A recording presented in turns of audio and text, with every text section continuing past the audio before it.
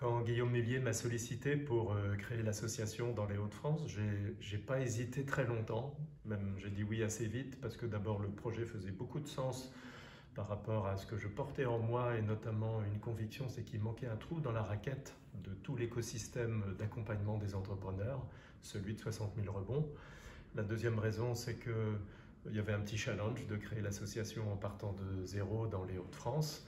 Et puis, trois, c'est que j'ai rencontré très vite des personnes, les premiers membres de l'association, très motivés, très impliqués, très sympathiques en plus.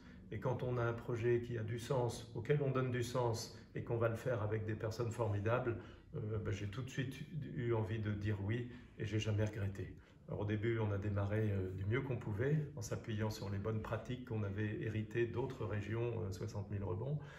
Et puis, on s'est demandé où étaient les entrepreneurs en rebond, et j'ai réalisé qu'il faudrait un petit peu de temps pour se faire connaître. Et il nous a fallu 6 mois pour que vraiment les entrepreneurs en rebond trouvent la porte de l'association.